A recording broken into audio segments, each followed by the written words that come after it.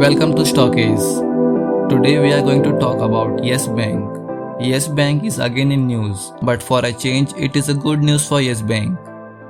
On 9 July 2020, Yes Bank announced that it is going to raise funds through FPO, follow-on public offer. It is also known as further public offer. Before going into the details of Yes Bank FPO, we will try to understand what is FPO and which companies can raise funds through FPO. FPO means issuance of shares subsequent to the company's initial public offer, IPO. FPOs can be either two types, dilutive or non-dilutive. In case of Yes Bank, it is dilutive, which means these FPOs will dilute the stake of existing shareholders of the company. Now let us see which companies can raise funds through FPOs. Only those companies which have already issued its IPO and are listed under stock exchange can raise funds through FPO. Once the FPOs are issued, it will be listed under stock exchange and can be traded like normal shares. Let us see the features of Yes Bank FPO. FPO date is from 19 July to 17 July 2020. Issue type is book built issue. Issue size is 15,000 crores, which means Yes Bank is raising rupees 15,000 crore from this FPO. Face value is rupees 2 per share. FPO price band is 12 to 13 rupees per share, which means investors can bid between 12 rupees to 13 rupees per share. And for the employees of Yes Bank, there is a discount of 1 rupee per share with a reservation of 200 crores.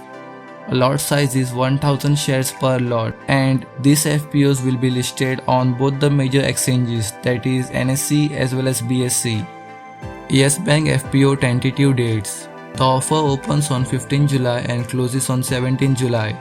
The basis of allotment will be finalized on 22nd July 2020 and refund will be initiated on 23rd July in case shares are not allotted to the applicant. If the shares are allotted to the applicant, it will be credited to his Demat account on 24th July 2020.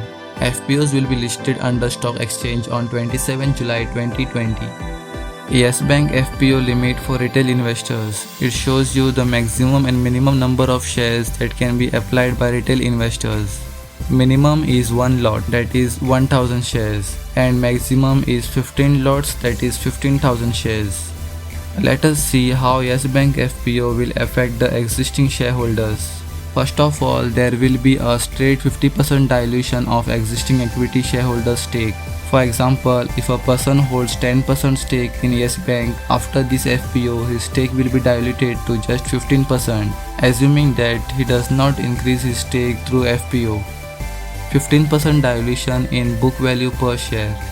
The price of the new issue is half the current market price of the stock on the day of announcement. Issuance of around 1200 crore shares.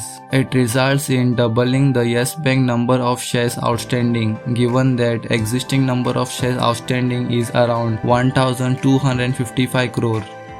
How to apply for Yes Bank FPO? There are 3 ways. First one is through SBA online.